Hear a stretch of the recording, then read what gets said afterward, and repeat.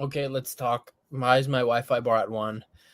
Bayern Daily Episode 3. Let's go. We have a lot to get through, actually. I didn't do one yesterday because there wasn't that much news. I mean, there was news yesterday. I just couldn't get on and do a little stream here. I just came back from the Superman movie, by the way. It's like 10:45 right now. After I do this, I'm crashing out and going straight to bed. Superman movie was all right. I mean, 7 out of 10. Very, very, very, very predictable movie. I mean, I won't spoil it, but if you're not dumb, you could predict how the Superman movie is going to go. Let's be honest. If you're not a bozo, if you're not, mentally challenged, if you're not a helmet wearer, you should know how the Superman movie is going to go down. It's obvious. But anyway, I still don't have my mic set up. I ordered the USB-C to USB adapter. Thing has not came. It's supposed to come tomorrow, so I'll be able to have it in the future for sure. But I'm trying to limit how much I record with just the Apple microphone and camera. I don't know. It's kind of ugly. It's kind of fugly. But anyway, let's get into the news. I want to get this wrapped up in an hour and 15 so I can go to bed right at midnight. Anyway, this is where we stopped last time, the Herbert Heiner interview. Let's start. After that, the newest news was Luis Enrique on the Donnarumma Musiala incident and Neuer's criticism. Anyone who knows Gigio understands his kindness. Football is a sport where injuries, even severe ones, unfortunately happen as part of the game. There was absolutely no bad intention, and it's clear to see when you watch the moment. You can also see how all players react in these situations. I'm not going to comment on other player statements because that's not my role. Gigio is doing well. Although he was quite affected initially, I believe he has already reached out to Musiala, to whom we all wish a speedy recovery. Respect. Leave it in the past. It is what it is. Like it happened. Like I already gave my opinion that Donnarumma didn't mean to do it. It was unfortunate. And, unfortunately, it had to be Musiala. Like, honestly, if this happened to Gnabry, it would still be... I don't know how to say this without sounding completely fucked up, but if it happened to Gnabry, people wouldn't be as devastated. People wouldn't be as sad. Let's just keep it 100 right now. Like, could it have been Gnabry? Like, you know what I mean? It couldn't have been Gnabry, I don't know. Just leave it. That's pretty fucked up. That's pretty fucked up. I don't wish that kind of injury on anyone. But if there's a player that we wouldn't mind, I'll just stop there. It's messed up. But anyway, yeah, I'm glad Donnarumma's moved past it. It's not his fault. I'm sure him and Musiala will come face to face at some point, whether it be Italy versus at the national teams or the club setup. They will come face to face one day again, and I'm sure there'll be no hard feelings there. So, well said by Enrique, and good on him to not comment on the Neuer criticism. Just he's staying away from the noise. He made a statement and said that's a well-spoken manager right there. So good for him. Maximilian Engler, FC Bayern's first-team scout for the past 7.5 years, has left the club and joined RB Leipzig as head of live scouting. Honestly, didn't know his name before. I'm not gonna sit here and lie that I know everyone at the club and what everyone does. I've never seen this guy's face before. I did not know his name. I did not know he was a living, breathing human being on this planet. So will we miss him? We'll see how our scouting goes. We'll see how the youth academy develops. If we're bringing in top talents to bring into the FC Bayern campus, we'll see how things change, but time will tell. So we'll see if this guy was the GOAT or not. I'm not sure I don't know of his like profile, his notable achievements, like players he brought into the club and succeeded. Like, I don't know anything. So good luck to him at Leipzig. Don't know you. Have fun. Happy birthday, João Palhinha. Bro, at 30, this guy, if you look at his physique, you'd think he's like 25, like goals. But yeah, happy birthday to him. That was yesterday. It wasn't even today, but hopefully he gets more minutes and can prove himself. I feel like he still hasn't really gotten a chance to prove himself. His season last year was defined by ruining the greatest UCL assist of all time that Musiala put on a plate for him and getting that red card against whoever it was. Zir's in the chat. Bro, Gnabry, like, that's all I got to say. Gnabry's all I got to say about that. But yeah, Palhinha, happy birthday, I guess. Cool. Rehab coach Peter Schlosser at Bayern since 2017 and athletic coach Stefan Kurth since 2018 have both left the club before the Club World Cup. There's discussion about whether Bayern will bring a new external rehab coach or fill the position internally. Jan-Philipp Hestermann was the first team at the club. What? Jan-Philipp Hestermann was the first team coach. I mean, send me a mess that up. Was the first team at the Club World Cup. That's a man.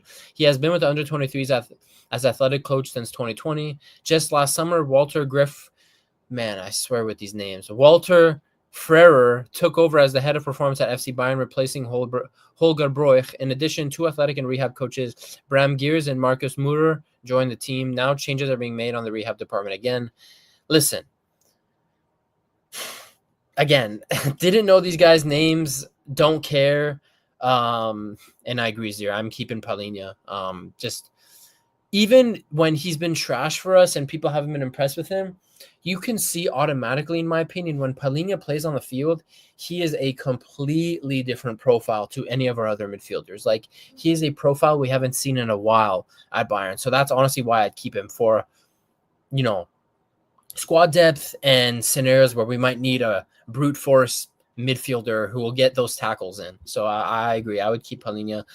Yeah, I don't know. Our rehab department, bro, we've had rehab issues. So if the guys in charge of the rehab issues are leaving, let's see how things change, because these guys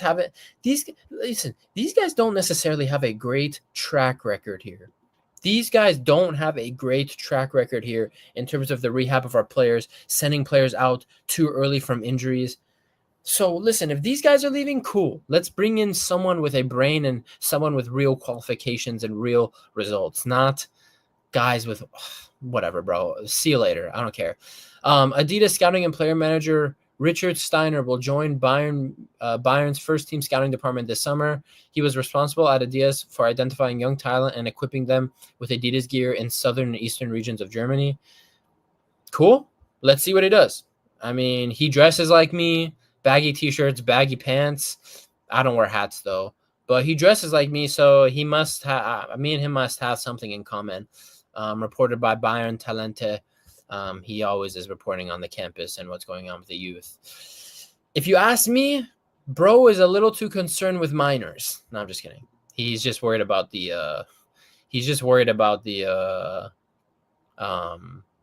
youth at the club. But sometimes this guy complains too much. Like with the Adam Asno, bro, just shut up. Just shut up, dude. So yeah, cool. We'll see what he does. We don't need to spend too much time talking about news like this. Yeah, cool.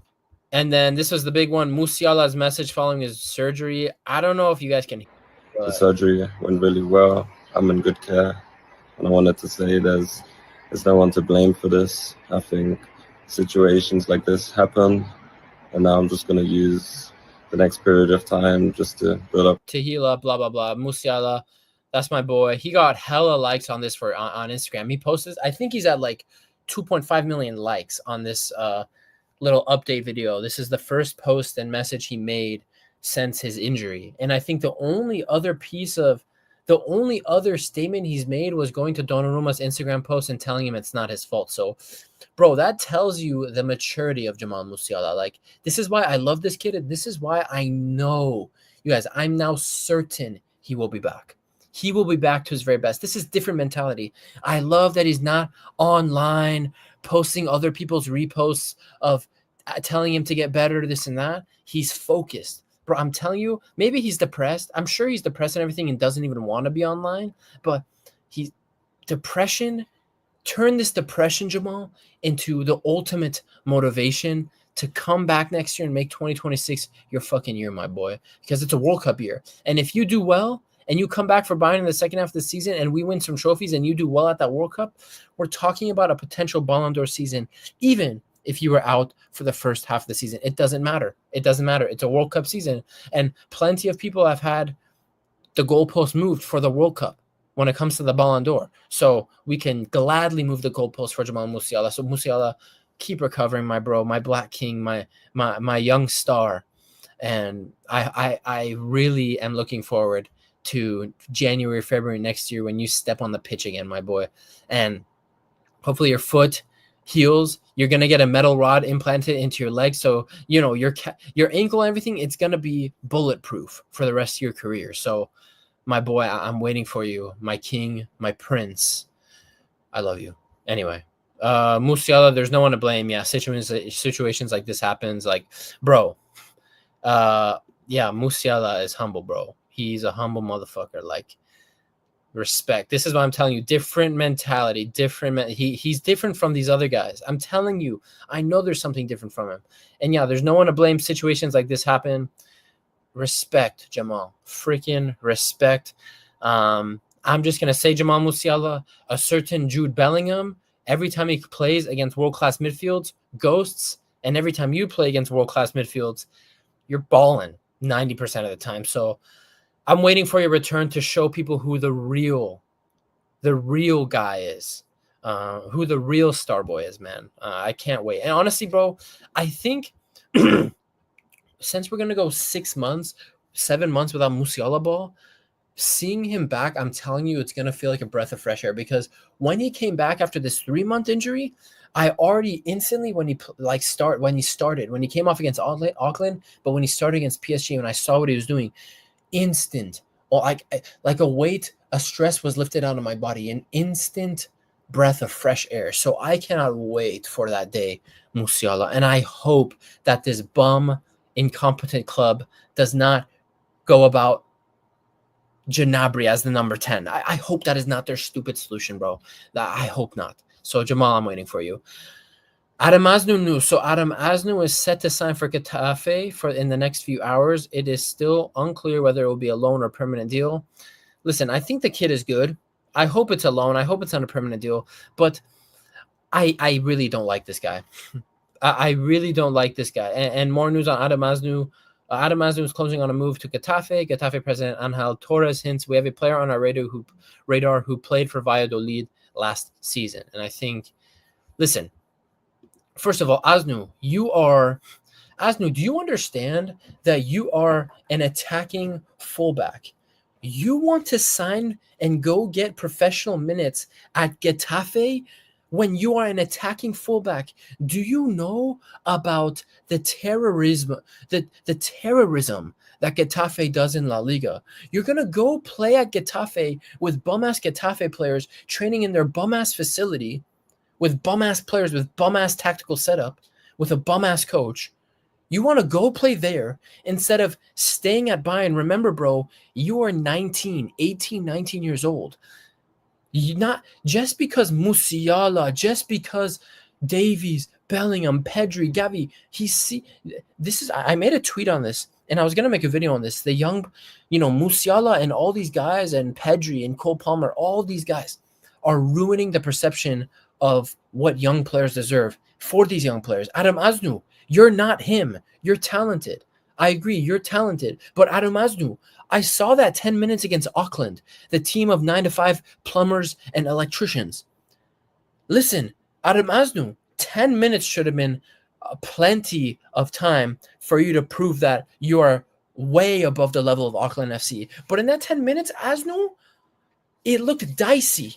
You didn't look like Alphonso Davies at 20 years old at left back. You looked like a 19-year-old kid. You looked 19.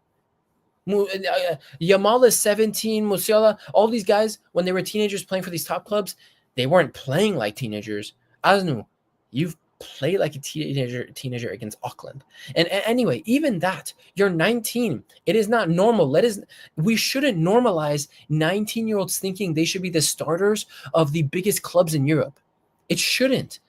It should not be an expectation, because all of a sudden it will be very hard for top clubs to keep young talents. What's Zero saying? Adam Asnou is talented. I can't lie, bro. I follow him from Morocco a lot because my mom is Moroccan, and the issue with him is his performances for Morocco does not translate for Bayern because he panics a lot. So you're saying he panics more for Bayern. He's more comfortable for Morocco. I personally haven't watched him for Morocco, but I know he's quality. Like, I didn't watch a single Valladolid game of him, I'm not going to lie, but I saw the highlights. I heard people were happy with his performances. So I'm gonna take people's word. So as much as I want to see him play for Bayern, he doesn't help himself by letting himself play with freedom. He doesn't help himself by letting himself play with freedom mentally. Yeah, and again, Zir, the funny thing about this, is, again, he's 19. Historically, from what we expect from 19-year-olds, he shouldn't be at the Yamal, Musiala, Bellingham, Pedri, Gavi, Cole Palmer, Bukayo Saka. He shouldn't be at that level, because what people are forgetting is that it's not normal for you to be 19 years old, mentally like Alphonso Davies at 19 tearing up the UCL and being the best left back in the world. That is by no means normal. Now, Asnu, I respected that you are aiming to be that kind of player, but you are showing time and time again that you're just not there mentally. You might have the quality, but mentally, but also I think physically, Asnu still needs to bulk up a little. He is very weak, in my opinion. Like, he is scrawny. He looks like how I look like in seventh grade when I was 13 years old. So let's beef up a little bit too, Asnu. This is the same kid that has took Mazraoui's place for the Morocco national team, so it's annoying when I see him not take his opportunity. Yeah.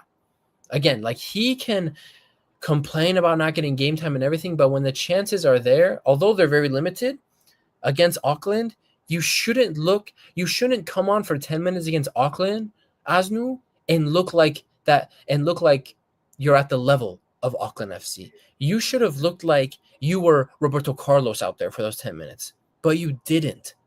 You didn't, dude. So, listen, I hope he stays. I really don't think he should leave. I think it's more beneficial for his career to stay and train at Bayern with all these top class players every day.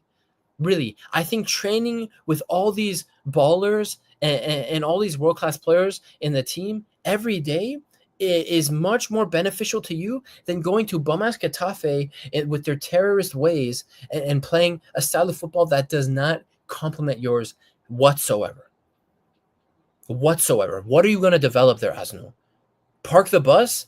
Anybody can park the bus, buddy.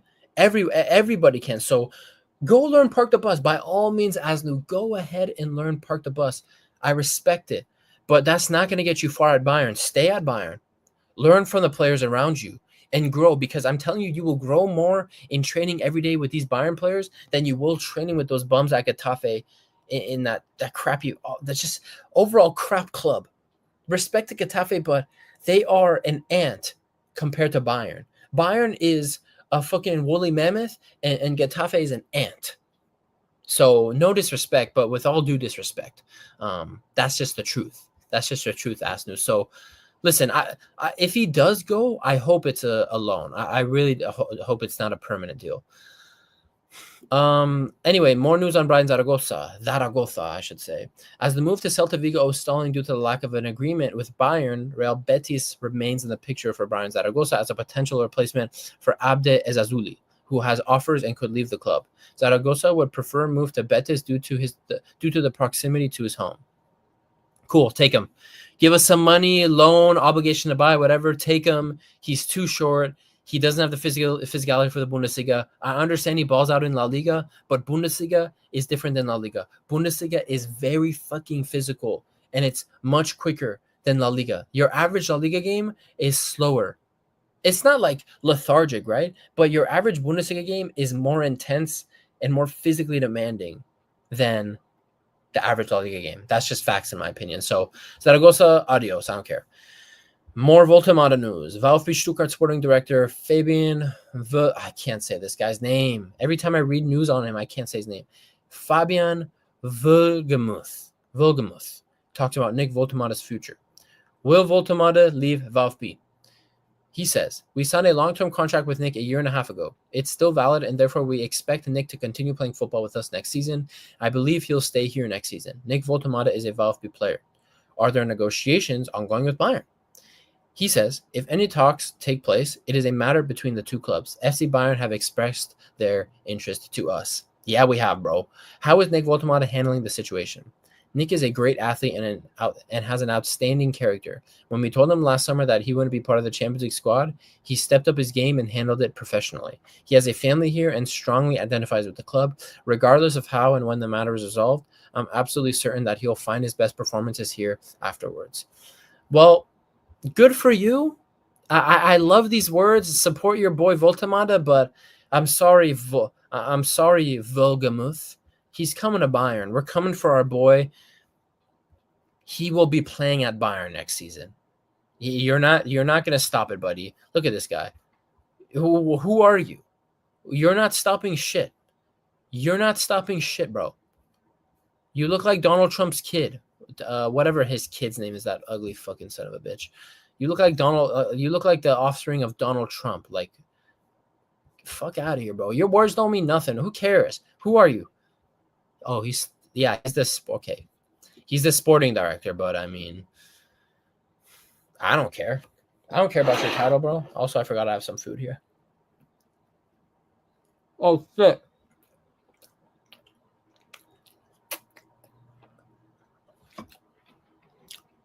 The ketchup spurted out. Excuse me. Gotta get a little protein in before I go to bed, bro. I barely ate today. Anyway, Volgamuth, fuck off. Luis Diaz news. Oh, I hate looking at this news. I honestly, and I'm glad. Anyway, there's a gentleman's agreement between Luis Diaz and Liverpool to allow him to leave the club without a problem for 80 mil.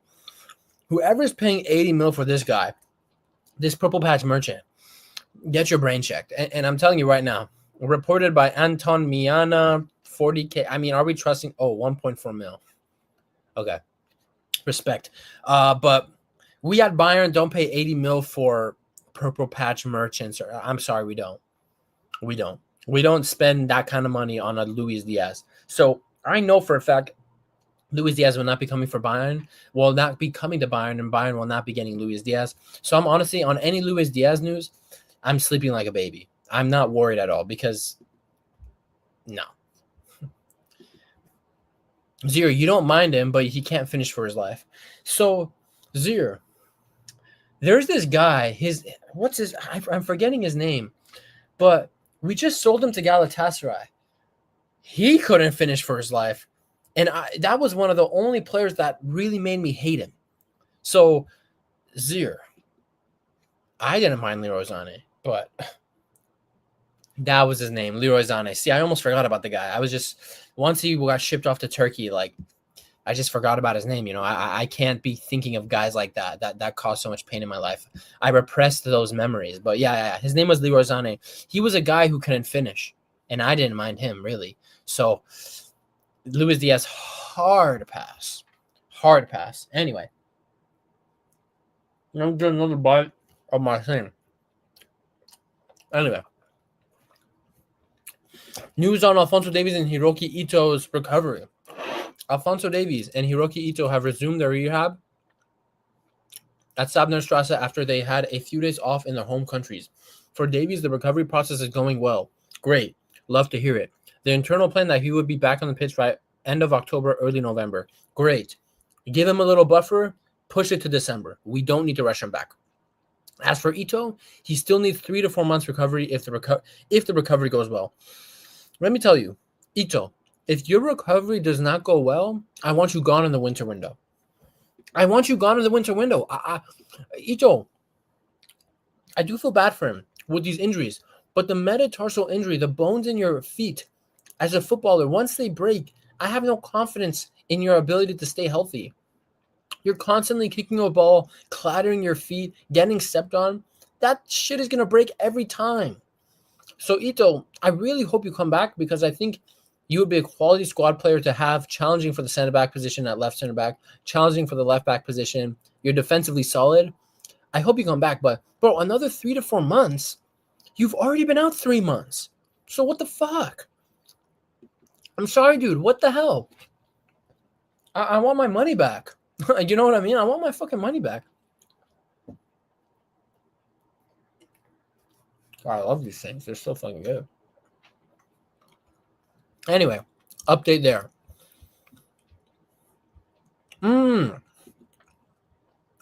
So I don't know if this is true. Reported by RMC Sport. 2.7 million followers. But I read this and I think it's a very good idea. So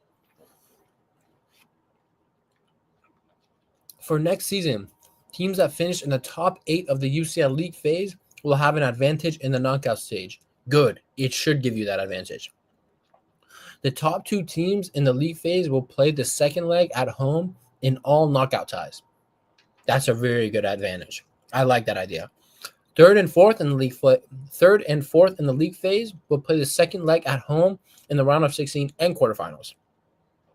5th to 8th in the league phase will play the second leg at home in the round of 16. If a team eliminates a top 4 team in the round of 16, they take over the advantage of the team they knocked out in the next rounds. So, good, clear. If you're not an idiot, you understand this. I like this because I actually really like the UCL change. I feel like the league phase and everything was like it ended up being successful in my opinion. And we saw a lot of interesting matchups. The playoffs were interesting. The knockout matchups were interesting. It played out very nicely in my opinion. And ultimately, I think some of the only complaints people had was, or like one of the main complaints people had was the fact that teams in the top 8 didn't really get any advantage out of it, you know? So I like this idea that they're introducing that advantage. They're listening to the fans and making these changes because I think a lot of people hated the UCL change that after this season, they're up for it.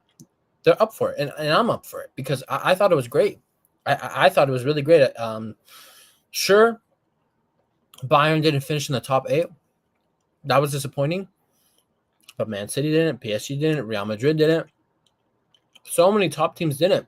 And it all still played out very nicely in the knockout bracket, and we still got very good matchups and a pretty evenly matched 2 sides of the bracket. So I'm up for it. More change. I like it. Positive changes as well. This one kind of sucked. Hermann Gerland has left his role as assistant coach of the under-21 German national team and retired from coaching. Thank you for everything, Tiger. Freaking legend. I mean, I don't think people realize the influence Tiger had at this club. I mean, there is one story up here that Amias and Mia posted. We'll get to it. It just shows you how brilliant this guy was, his talent ID, the impact he made at Bayern the last 15 years. Genuinely, Hermann Gerland made a bigger impact at Bayern from behind the scenes in lower, ranking roles than Pep Guardiola did in 3 years at Bayern. Genuinely, I think Hermann Gerland is a bigger Bayern legend than Pep Guardiola. He had more of an impact at the club than Pep Guardiola did, and he was never even the manager. This is a legend right here. It sucks. I kind of wish he never left Bayern. I was sad about it when he left initially. A while, was it like last year or 2 years ago he left the club? Because I knew we were losing a guy who really understood football and a guy who really understood German football and Bayern and what it means to be Bayern, what it means, what Mia San Mia truly means. He lived that. He knows what Mia San Mia means. He understands it. He lives it.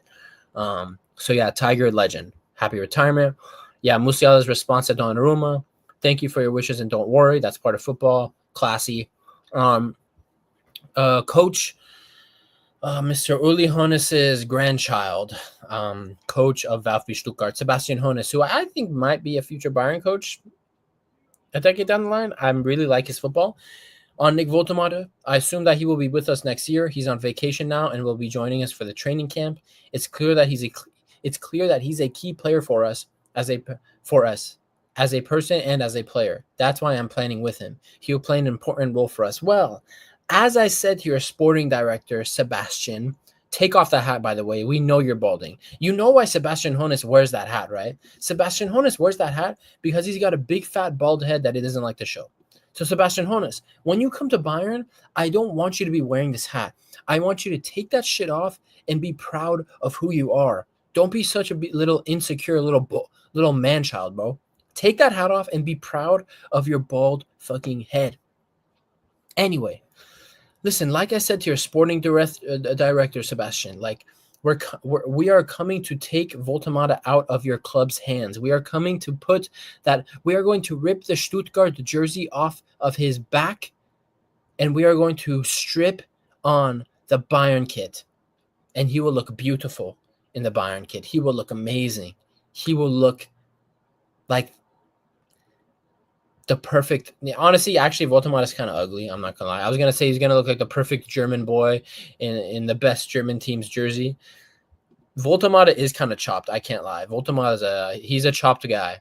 Yeah, he's a chopped guy. And yeah, we need to pay up zero. We need to pay the fuck up, pay the money, but don't pay an extreme amount of money. Like 55 million max for me on a Voltemata. 55, 60 million max.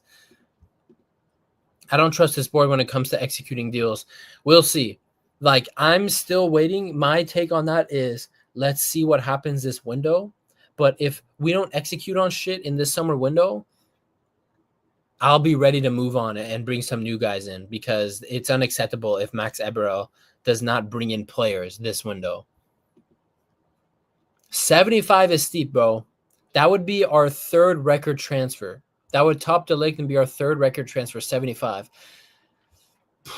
It's a lot, dude. It's a lot because, if I'm paying 75, I'm paying 75 for a starter. I'm not going to lie. And Voltemata, well, actually, I don't know, because with Musiala's injury, would he start at the number 10? I don't know. Because my initial thoughts are we buy him and he's there as a backup striker to Kane, start games when Kane is tired, playing the number 10, play on the left wing because he likes to play out there. I think he would start in the number 10 probably. And when Musiala comes back, then he kind of becomes a squad player. But even then, when I anticipate him becoming a squad player, 75 is steep. For me, 60 max, if I'm being honest. For me, 60 max. Or maybe Kane starts at the 10, right? That's true. But the thing is, because Kane, for our number 10, the reason why Musiala, his attacking is great, but the reason why I always say Musiala's defensive work is underrated, because we need a number 10 that's going to track back, defend, intercept, play with a lot of energy. Kane is not a guy like Musiala that could sprint around all game. He will get tired. So maybe not Kane at the number 10 unless it's against a smaller team. In the big games, Kane cannot survive as a number 10 because he can't keep up physically in the midfield. He can't. He doesn't have the endurance. He gets tired pressing as a striker. So maybe not in the big games, but Kane in the number 10 in the games that don't really matter, I'm up for it. And yeah, bro, market is inflated.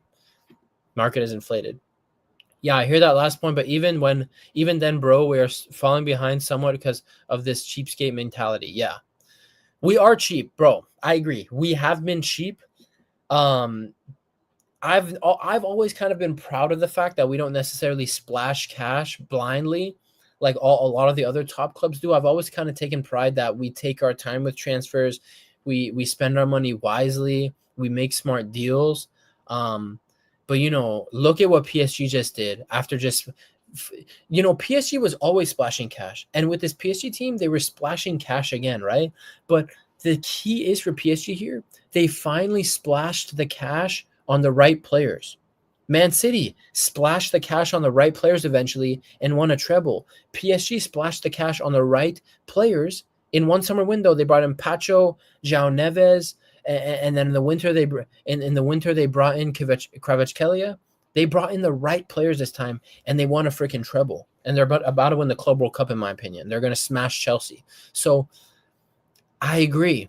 Maybe we should step away from that cheapskate mentality and be open to splashing more cash. But I expect Voltemata to eventually become a squad player in this team. Especially when Musiala returns. So I'm not sure about 75 million. Now, honestly, I think Voltemata will be a hit either way whenever he breaks into the team. If he were to come to Bayern, and that 75 million price tag will rise to 100 million plus. I truly believe so. But yeah, 75 million for a squad player when we could use that 75 million for a starting left winger or something. I don't know. We'll see, but if we bring him in, I won't really look at the price tag anyway. I'll just be happy we brought Voltemata in. So yeah, Voltomata news there. And yeah, here we go. This is one of the on the title of my video. Bayern have inquired about signing Xavi Simons again. The 22-year-old has told Leipzig that he wishes to leave the club this summer. This has been made clear like 4 months ago. Everyone knew Xavi Simons was going to leave. There are yet to be any negotiations between Bayern and Leipzig, but the player has expressed his belief that he is ready to take the next step in his career. Now, I like Xavi Simons. I am a fan of him. I think he had a rough season last year. It took him a while to really get settled for some reason. The season previous with Leipzig, he was excellent. But last season was a little bit of an off season for Xavi Simons. But what I'll say about him is he's quality. I do think he could come to Bayern and make us better. He's definitely an upgrade on Gnabry. I think he's an upgrade at this point, given his age and everything. He is an upgrade on Coman. He can play on the left, but the thing is, again, I want a left winger that will run at the back line with speed. I need a different profile winger on the left side. I feel like when he's playing on the left, when he's playing in the wider areas, he kind of plays like an Olise. Not like the exact same, but his methodology of getting from point A to point B is kind of similar. But again, this is another thing that he kind of panics. Yeah, like I don't think. Yeah, we need someone that scores when Kane doesn't. And I don't know, like maybe I'm sure Xavi Simons would come to Bayern and give us a boost of creativity on the left side, and maybe that will lead to more goals for Harry Kane. But I need a finisher as well. I don't need just a creator. So, if Xavi Simons came, it would be great because he would just play in the number 10 until Musiala comes back, and then he would kind of fight for the left wing position or keep playing games in the number 10 as we slowly integrate Musiala back into the team. But I think he even realizes long-term Bayern might not be the move for him, so I don't think he'd want to go to Bayern. The interesting thing, the counter to that, the devil's advocate to that is it doesn't seem like a lot of teams in Europe are interested. And if he wants to leave Leipzig and he has to come to Bayern, maybe he signs a 3-year deal and leaves after 1 or 2 years. Cool. It doesn't, like, I'm not seeing him linked to Arsenal, Liverpool. Obviously, Arsenal has their number 10 in Odegaard. Liverpool just got their number 10 in Wirtz. Man City just signed Cherki. Barcelona, maybe Barcelona? I mean, he came from La Masia. He's a La Masia Academy product. Barcelona, I know they have Olmo, Fermin Lopez, but I think Xavi Simons could be an interesting addition to that Barcelona team. PSG definitely don't need him. He wouldn't go to the Serie A, that bum-ass league. So maybe Bayern is a realistic thing, a realistic opportunity, but I don't know. Like, again, I just don't see his, like, similar to the Voltemata thing. Voltemata would definitely be more a future signing, and he just broke onto the scene. Xavi Simons is looking to go somewhere and start and establish himself. I just don't think Bayern is the place for him, but I wouldn't be mad about this transfer. If we got it for a good price, a good deal, I wouldn't be mad about it. Maybe it's a loan, I don't know, but we'll see. So that's Xavi Simons news. This was during the PSG Real Madrid game. Sergio Gnabry and Frank Ribery watching the PSG game against Real Madrid. Ribery retired for the last 3 years, looks more fit than Gnabry. I don't know what to say about you, bro. I'm just going to move on. If you have nothing else to say, don't say it. The latest FIFA World Ranking, this is Germany news, not necessarily Bayern news, but I think this is it kind of puts it into perspective. Germany are finally up into 9th place. This is the first time Germany has been in the top 10 since August of 2018. That's crazy, bro. And as a German football fan, my passion for the team, time has gone on, and I just have not realized that this was our first time back in the freaking top 10 since August of 2018. Now, FIFA rankings don't really mean shit, to be honest, but when it comes to the World Cup pot draw, I'm pretty sure FIFA rankings matter, right? When it comes to the draw in the World Cup, I'm pretty sure that's like a deciding factor. So in the next year, if Germany can sneak up, I definitely think they're better than Belgium and the Netherlands. Germany realistically should be in like 6th, 7th place in the rankings.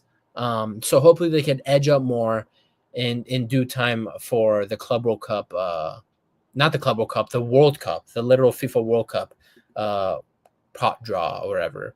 Fraud 7 with Goat 7. Yeah, I mean, the difference, man. The absolute difference in those motherfuckers, I swear.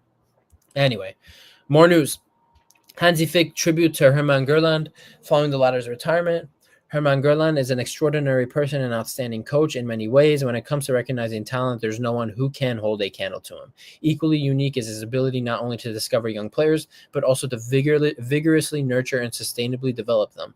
German football has benefited significantly from these qualities for many years. It will now sorely miss them like so many others. And again, I kind of reiterated this earlier. His talent IQ, I mean, his eye for talent is in Germany. I mean, it's been second to none for a while, honestly. For me personally, it was an honor and a true privilege to work with this great man and excellent football expert. Hermann was brutally honest, open, and direct, not only with the players, but also with me as head coach. Hierarchies meant little to him, and big names even less. He was always and exclusively concerned with the matter at hand, the game, the team, and success. Again, that's elite mentality right there. None of the antics, none of the theatrics, none of the bullshit. Gerland was here for business. For business. And I love that about him. With his retirement, a truly great man leaves the stage of German football, someone who remained in the background yet played a decisive role in almost all the major successes of recent history. I take my hat off to his character, his values, and his achievements. I sincerely wish him and especially his family all the best for his retirement. And yeah, if Hansi Flick is saying it, and Hansi Flick for me is the GOAT club manager, if he's saying it, you know it's true. And Hansi Flick doesn't just glaze people, bro. This is like someone Hansi Flick respects. And if Hansi Flick respects this guy with everything he has, I respect Hermann Gerland even more, even though I already respected him a ton. So nice little tribute there for Hansi Flick, from Hansi Flick to Hermann Gerland. Good to see, man. Good to see. It shows like this guy was that dude. This guy was like a shadow leader at Bayern for many, many years, and in the German setup for a long time. This clown is back again. Fabian Wohlgemuth, sporting director at Stuttgart. Nick is an important factor in our team. We value him both as a player and as a person, and last summer agreed on a very long-term partnership. It's perfectly understandable that a player considers extraordinary offers from other clubs, and that's exactly what it is when a club like FC Bayern inquires. We don't want to let him go and are planning with him for the upcoming season. Again, we are coming to rip your little chopped boy out of your hands, and we're going to not stuff him, pause. We are going to rip that Stuttgart shirt off of his body and put a Bayern jersey, and he's going to come to the photo shoots. We're going to give him a number. He's going to say Mia San Mia, this and that, and he's going to score some goals against us. And hopefully at Bayern, he will score goals against you guys, and I hope he celebrates because he loves Bayern more than Stuttgart. That's the dream. That's the dream. Bayern's Bundesliga matchday 1 through 5 fixtures have been scheduled. Great.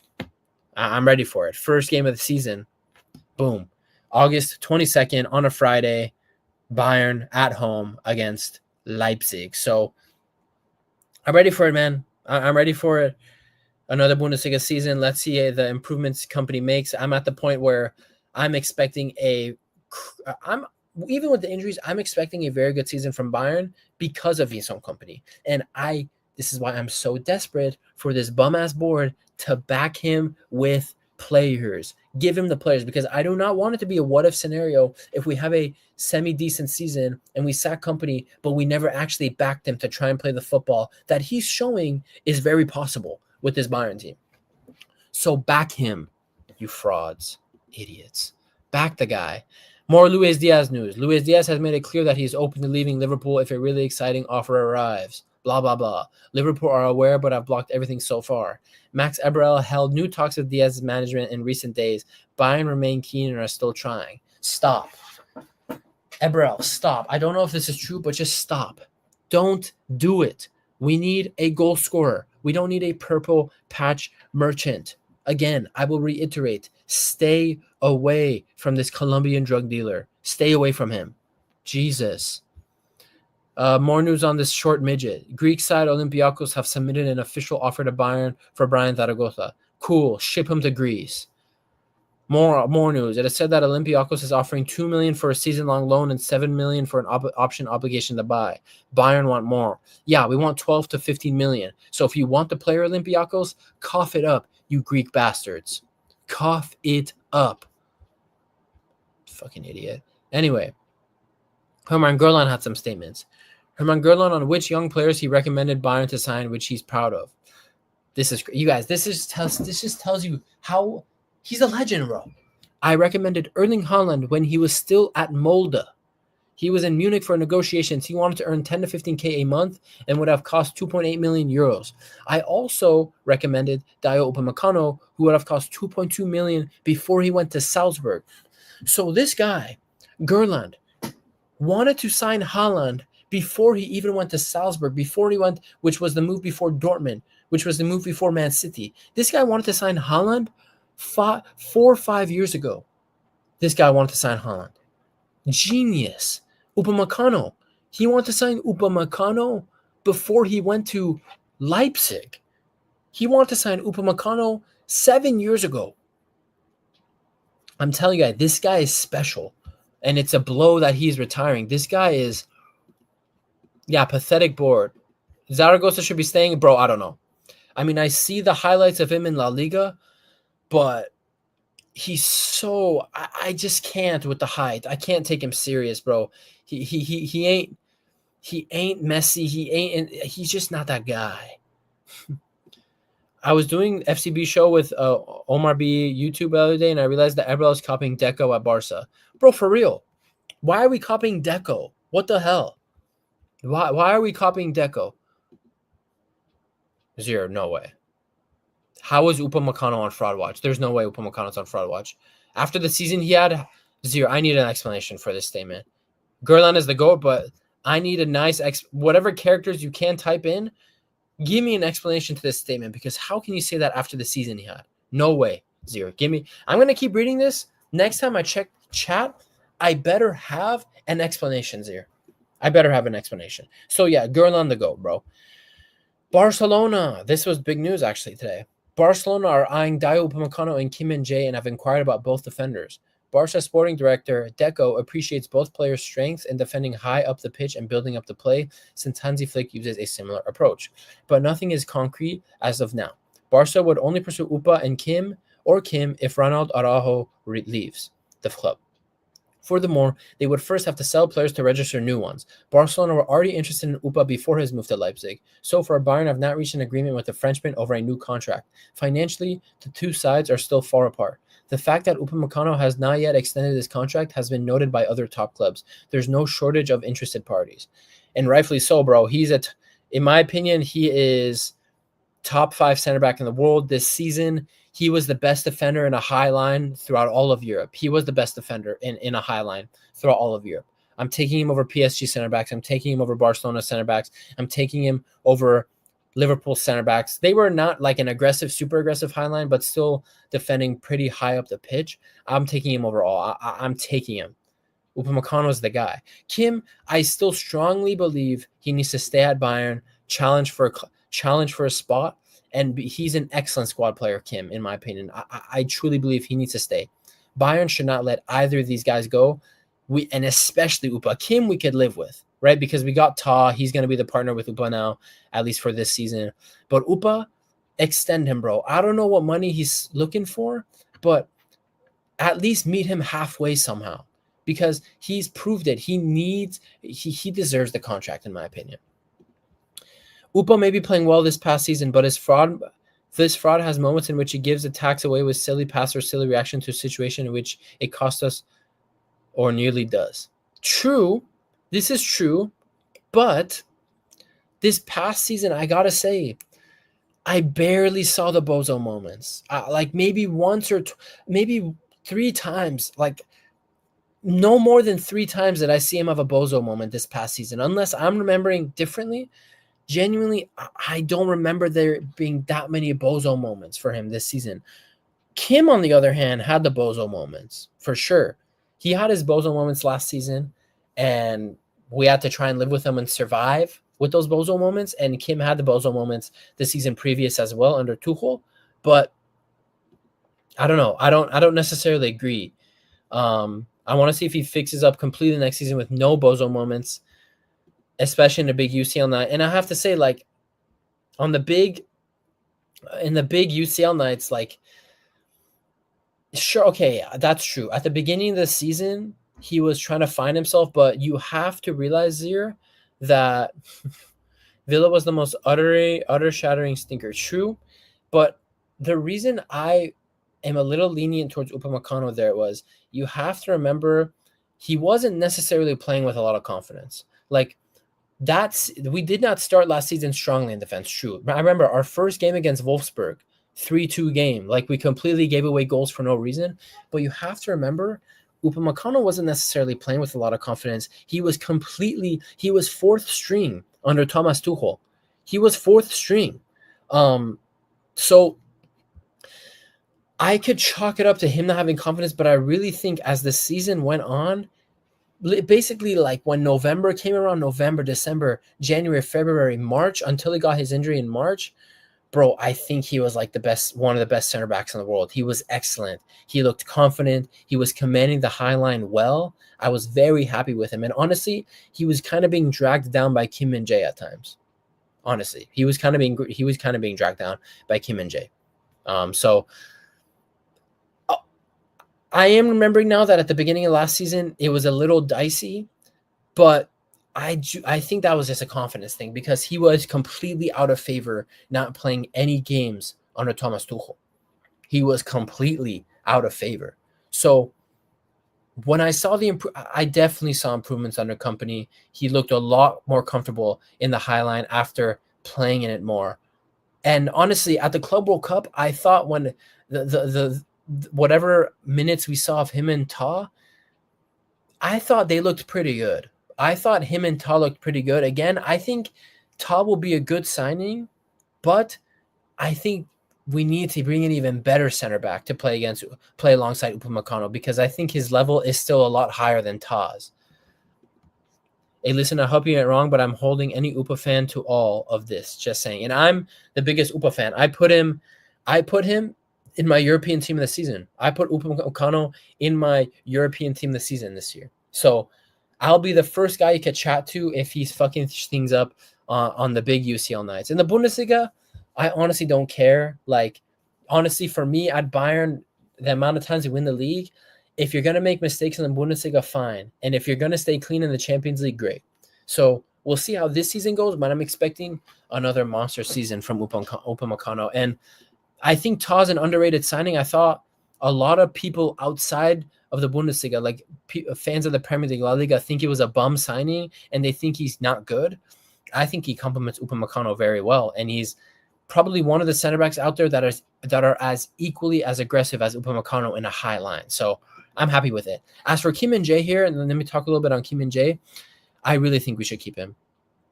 I really do, because yes, he had his bozo moments.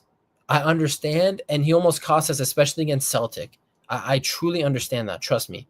But I'm sorry. You look around Europe, there are not many squad center backs that are as good as Kim Min-jae. If we could go into the next season with Kim Min-jae as a center back, a squad role center back, look around Europe, not that many people have such a strong backup center back. And then we have Ito, very strong, and we have Stanisic. So I'm in the Kim Min-jae stay, but he shouldn't be a starter. He should only ever start if he deserves it. That's the thing.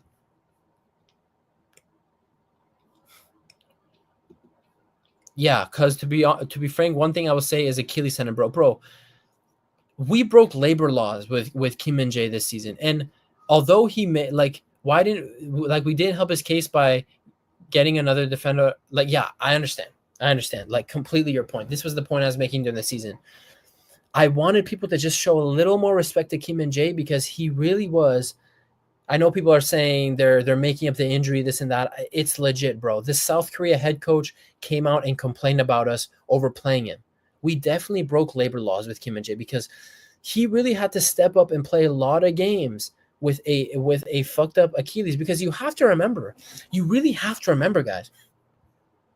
Realistically, I don't want Kim anymore, but I don't trust us getting a center back. True, I don't think we're going to get another center back, but I trust him as a backup center back. And what you have to, again, what I was about to say, you have to remember who was one of our big signings last summer. It was Hiroki Ito. Initially, you guys, Zir, especially since you're in the chat, remember, Kim Min-jae was supposed to be benched by Ito. Ito was supposed to be a left-footed center back coming in to play with Upa. But because of his injury issues, Kim had to play more. And because we had so many injuries in the back, Kim had to keep playing with such a gruesome injury that kept building up, which is why you saw Kim Min-jae play 0 minutes at this Club World Cup, because that's how carefully they are managing his Achilles thing and getting him back to full fitness. So I genuinely think we would have one of the top center backs, like, off the bench. Like, we would have one of the top backup center backs in the world, in my opinion, because Kim Min-jae is good. I do think Kim Min-jae is good. And yeah, I still agree with this. This is what happens when we sell Delict and not sign Todd earlier, these fucking frauds. Yeah. Again, I'm still in the I'm still in the train of we should have never sold Delict, but with Delict's qualities, I don't know. I am on that boat still, though, that, yeah, we shouldn't have sold Delict. That made no sense to me. I remember when Delict had his season with Ajax, he was my dream center back signing. Literally, as a 15, 16-year-old, as a teenager, Delict would go to Bayern training camps to try and get the club to notice him and sign him. He wanted to be at Bayern. Bayern was one of, like, his big goal in Europe, in my opinion, from everything I saw.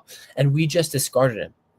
That was shameful. And I really think he's a quality center back. And I hope things go well for him at Manchester United, even though things have been horrible at Manchester United. More Upa news. Visan Company is planning firmly with Upa as a regular starter next season. The Belgian coach also holds Kim in high regard, even though the club bosses informed the South Korean May that he was free to leave. At the time, they had expected Eric Dyer to stay. After months of Achilles tendon problems, Kim is fit again. So I'm hearing he's fit again. So I would be very happy if we go into next season, honestly, that our center back depth is Upa, Ta, Kim, Ito, and Stanisic. 5 center backs. I personally have to be honest, I'm happy with that. I think that is good. That is a good enough depth for me. And I think you're talking about Kim here. I know you've lost complete faith in Kim, but come on, bro. I trust Stanisic at center. Like, the thing is here, like, Stanisic at center back, this is like, if everyone is fit, he should never be playing at center back. He should never be playing. And Zir, let's talk about it. Tarek Bushman, this bum that's been injured since 2020, since he was 15 years old, he should be in the squad right now, being one of our center back options, but he's not. Let's just also talk about that bum Bushman that we keep putting our hopes in keeps getting injured. We have to bring that up. So I'm happy with our center back depth. More Xavi Simons news. The Athletics report that Bayern have renewed their interest in Xavi Simons. Blah blah blah. Same thing as last news. Again, more Herman Gerland. This is why he's the GOAT, bro. And this is the story I was talking about earlier that Mia Samia posted about. Herman Gerland on how he saved Thomas Muller's Bayern career and stopped his move to Hoffenheim in 2008. I got a warning from Uli Hoeneß because I said Muller should stay. I had heard by chance he was going to join Hoffenheim because Jurgen Klinsmann, that freaking bum Jurgen Klinsmann, didn't see any chance for him in Munich.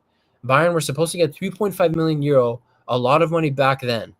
I said Thomas Muller always scores goals and has to say, and for that, thank you. Because imagine if Thomas Muller went to Hoffenheim. Imagine if Thomas Muller went to Hoffenheim back then. We would have not had a top 10, top 5 FC Bayern legend. We would have not had all those brilliant moments. Thomas Muller probably would have never broken into the German national team. Crazy. I'm telling you, Herman Gerland's impact just absolutely wild. This was huge news. This was great news for me. I'm glad we're not with that Pez or whatever that other footy game was. I'm glad we're not with them. I don't play video games anymore. I kind of fell out of love with it, but I know how big of a thing this is. Jamal Musiala will be the cover star of EA FC 26 alongside Jude Bellingham. Bayern will return to being partners with EA Sports. This is great, partnering with EA Sports, biggest video game brand in sports, biggest sporting video game brand. That's great for the club. And this is huge for Musiala. Being on the cover of a FIFA game or whatever you want to call it, FC game. And yeah, Klinsmann was a fraud. Fuck that guy.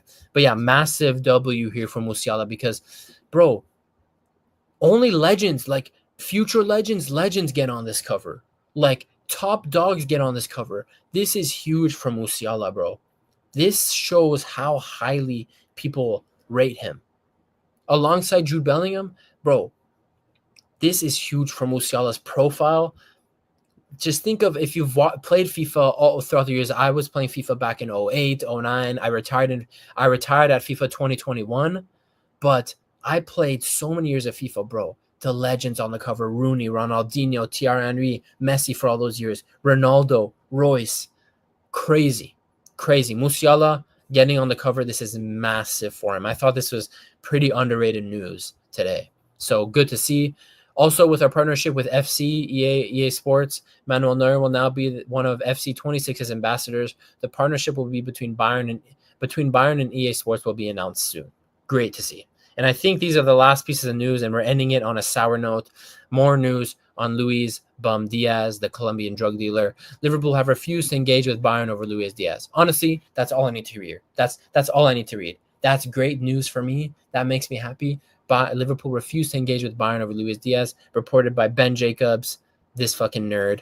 But cool. And more news. Liverpool insists that they're not in active or advanced talks with Bayern for Luis Diaz. Great. That's all I need to know. Reported by Fabrizio. I don't even need to read the rest of this. We should not be linked with Luis Diaz. We do not want Luis Diaz. We do not need a Colombian drug dealer at our club. Just go for Rodrigo. He is literally there for the taking. That's a big boy signing. And if it's not Rodrigo, like we talked about last time's year, Lookman. Go for Lookman. He's right there. He will go. No other big club is trying to get Lookman. If Bayern rocks up to Lookman, you know he's going to go. You know he's like, I'm down. I'm up for it. Let's play. I don't know. Listen, it's not looking good for him. If he continues like this all summer, it's not going to be the best.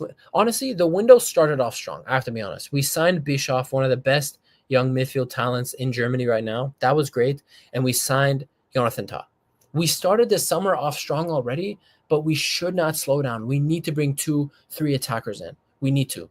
One midfielder, 2 or 3 attackers, or maybe 2 attackers, 1 center back. Probably Zero, you probably want 1 center back, 2 attackers. Get to work, Eberl. Like I said, after that Musiala injury, you should be on the phone all day. You get 6 hours of sleep. When you wake up, you don't even get to see your family. Pick up the phone, call. Hi, Juventus. Hi, Real Madrid. Hi, Liverpool. Hi, Barcelona. Hi, Chelsea. Hi, this. Hi, that. Hi, that. Hi, that. Be on the phone. Be on the phone. Be on the phone. So, yeah. And Zia, I'm with you. Like, Eberl, if you end the transfer window off here this summer underwhelmingly, I'm over you, bro. This is a time to be active. This is a time to push and be ambitious. And you're not even looking at Rodrigo, who's getting 0 minutes at Real Madrid and who will for surely leave Real Madrid. You're not even looking at that. You're not even aware of Lookman, it seems like. Come on, man. Anyway, that was the news for today. I'll be on probably sometime this weekend or maybe until Monday. I won't be back on to talk about all the news. Shout out Zia for being in the chat, for the support. If anyone watches this retrospectively, shout out. Peace out, guys. I'm going to go to sleep. Bye-bye.